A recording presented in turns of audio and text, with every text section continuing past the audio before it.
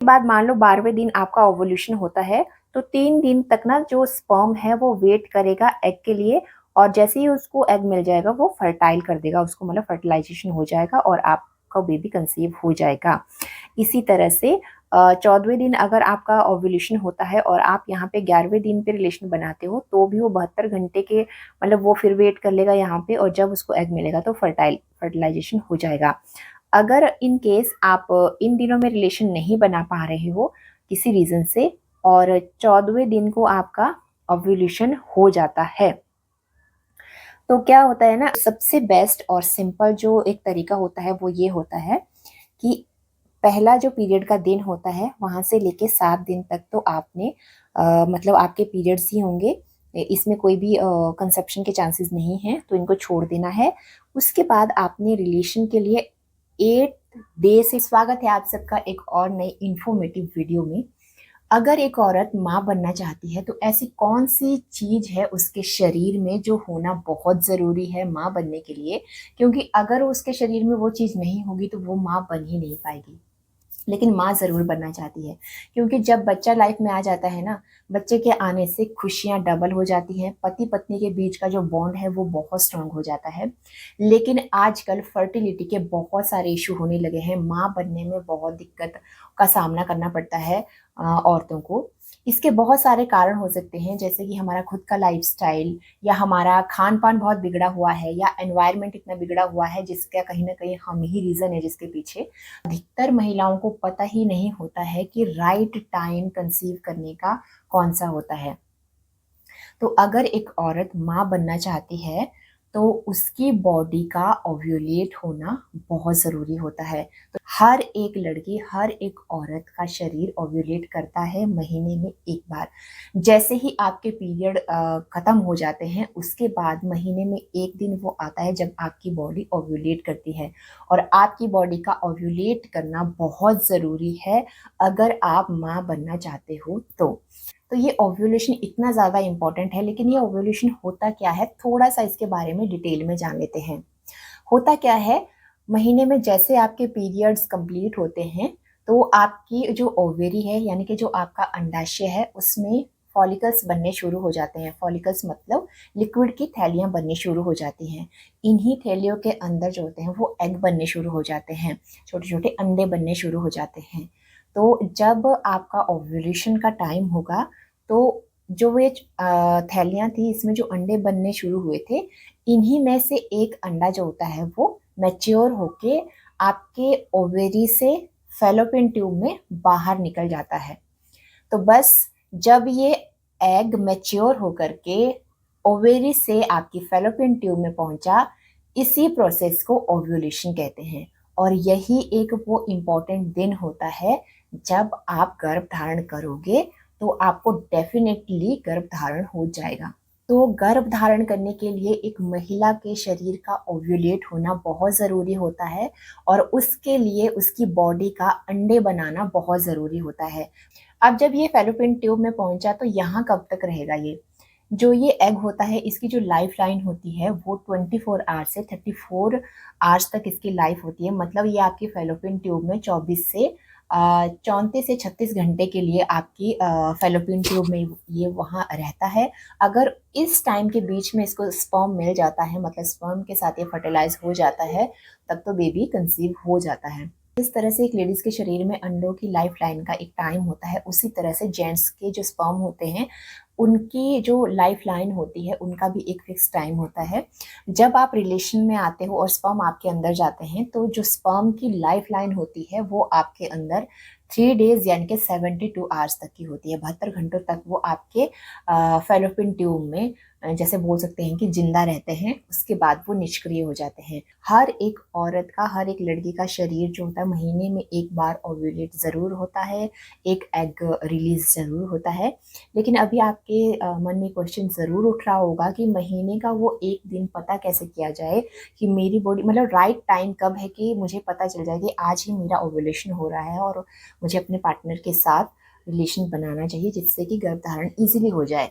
तो इसके लिए सबसे इजी जो ट्रिक होती है, एक तो ये होती है कि आपका जो आने वाला पीरियड की डेट है, आपको पता होगा कि आपके आने वाले पीरियड की डेट कौन सी है।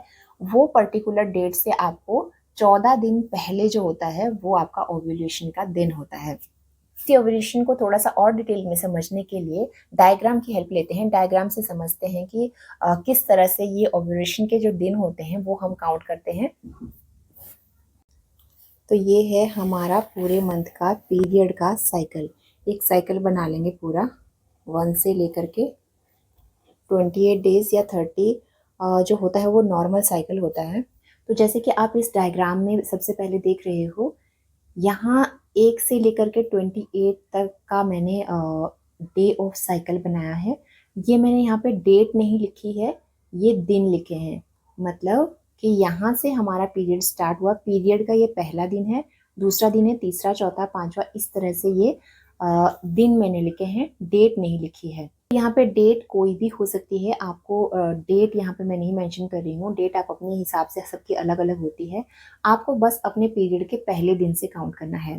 तो यहाँ पे सबसे पहले 1 से लेकर के 7 दिन तक मैं ले रही हूँ पीरियड का जो साइकिल होता है। वैसे किसी किसी की जो डेट होती है ना वो 5 दिन में, मतलब पीरियड 5 दिन में भी ठीक हो जाते हैं, लेकिन बॉडी टू बॉडी डिपेंड करता है। किसी किसी के 7 दिन में भी ठीक होते हैं। तो सबके लिए जैसे सूटेबल हो, तो मैंने 1 से लेकर 7 तक डे ऑफ साइकिल लिया है। यहाँ पे 1 से लेकर के 7 दिन तक हम मतलब पीरियड्स मान लेते हैं कि पीरियड होंगे। तो यहाँ पे फर्टिलिटी पीरियड लिस्ट होता है, मतलब कोई यहाँ पे आपका कंसेप्शन के चांसेस नहीं है, यहाँ पे बेबी कंसीव नहीं होगा। उसके बाद आते हैं पीरियड के 8वें और 9वें दिन पे। यहाँ पे पॉसिबल टू कंसीव है। ये क्यों है इसको मैं आपको बाद में बताती हूँ। इसके बाद चलते हैं 10वें, 11वें, 12वें, 13वें और 14वें दिन के बीच में। ये जो 5 दिन का टाइम है ना, ये आपके बेस्ट डे ऑफ कंसेप्शन होते हैं, क्योंकि ये आपका फर्टाइल विंडो होता है।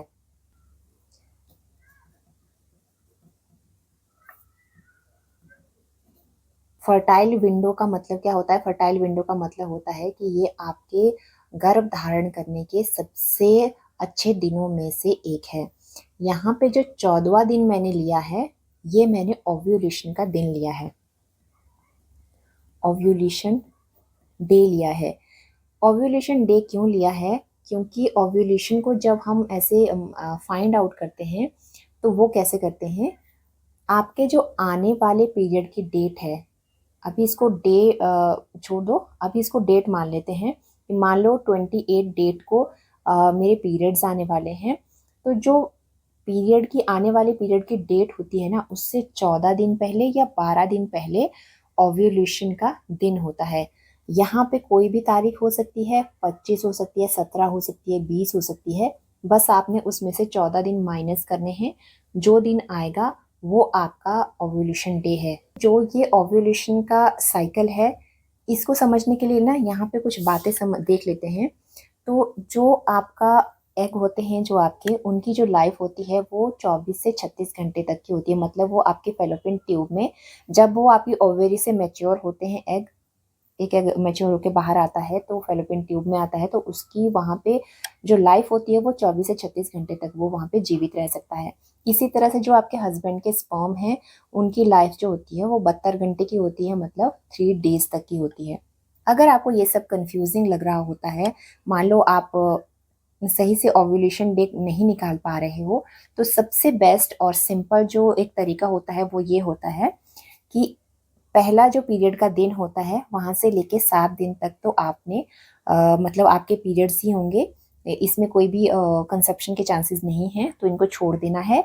उसके बाद आपने रिलेशन के लिए 8 डे से ट्राई करना है। यहाँ पे मैं डेट नहीं बोल रही हूँ, मैं डे का बोल रही हूँ। आपके पीरियड का जो 8वां दिन है, 8वें दिन आप ट्राई कर लो, 9वें दिन आप छोड़ दो, 10वें दिन ट्राई कर लो, 11वें दिन छोड़ दो, 12वें दिन ट्राई कर लो, 13वें दिन छोड़ दो, 14वें दिन ट्राई कर लो, 15वें को छोड़ दो, 16 को इस तरह से ट्राई कर लो। मतलब ये दिन, एक दिन छोड़ करके आपको ट्राई करना है। मतलब 8वें दिन से लेकर के 17वें दिन तक आपको पीरियड के बाद मान लो 12वें दिन आपका ओवुलेशन होता है, तो 3 दिन तक ना जो स्पर्म है वो वेट करेगा एग के लिए, और जैसे ही उसको एग मिल जाएगा वो फर्टाइल कर देगा उसको, मतलब फर्टिलाइजेशन हो जाएगा और आपका बेबी कंसीव हो जाएगा।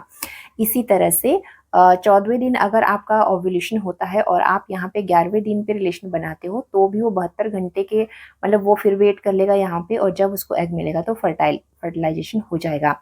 अगर इन केस आप इन दिनों में रिलेशन नहीं बना पा रहे हो किसी रीज़न से और 14वें दिन को आपका ओव्यूलेशन हो जाता है, तो क्या होता है ना, अगर आप इसके बाद भी रिलेशन बनाते हो, ओव्यूलेशन के बाद भी अगर आप रिलेशन बनाते हो तो भी आपका फर्टिलाइजेशन हो जाएगा, पर आपको कम टाइम मिलेगा यहाँ पे, क्योंकि मैंने आपको बताया था एग की लाइफ जो होती है वो 24 से 36 आवर्स तक ही होती है।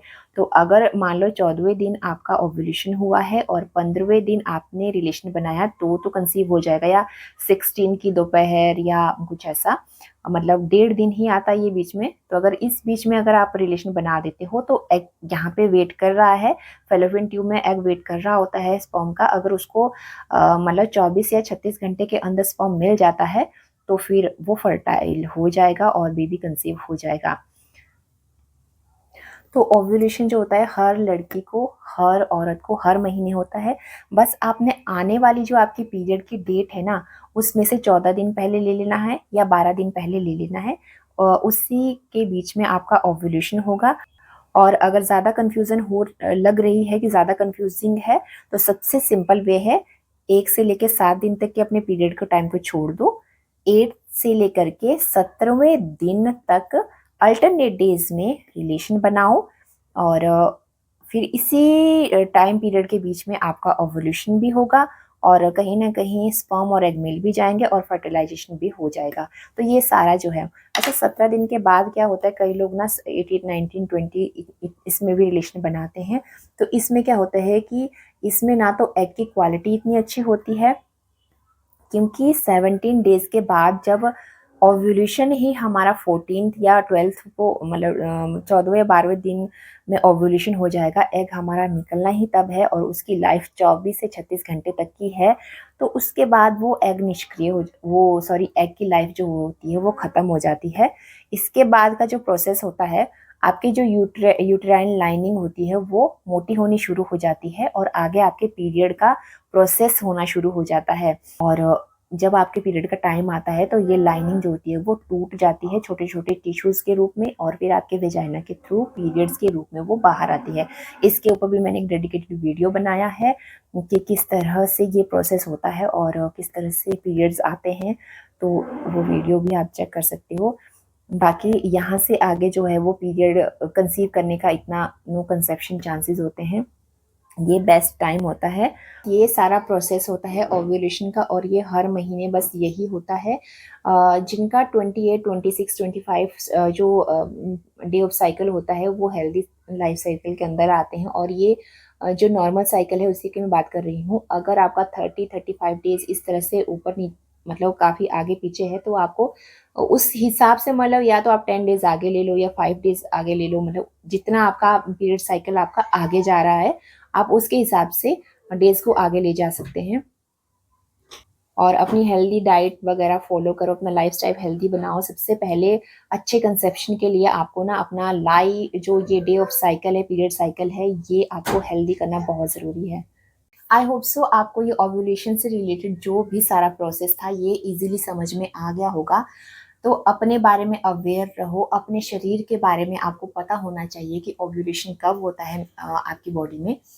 क्योंकि देखो, जो स्पर्म है वो 72 आवर्स तक जिंदा रहता है आपके शरीर में। तो स्पर्म तो पूरे महीने में कभी भी आपके अंदर आ सकते हैं, मतलब कभी भी आप अपने पार्टनर के साथ रिलेशन में आ सकते हो, उसमें कोई बड़ी बात नहीं है।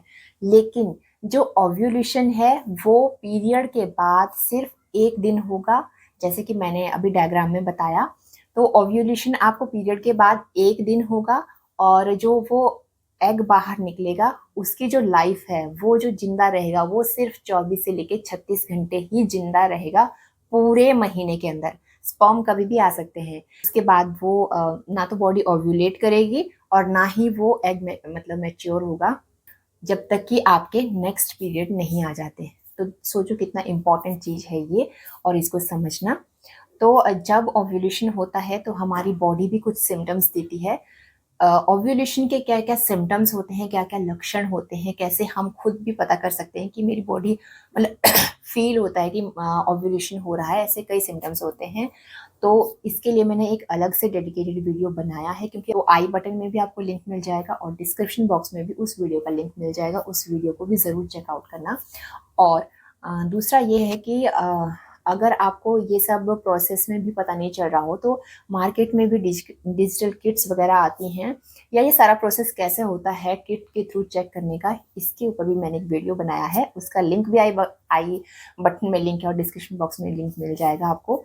तो दोनों वीडियो को इसके बाद चेकआउट करना और फिर उसके अकॉर्डिंग प्लानिंग करना।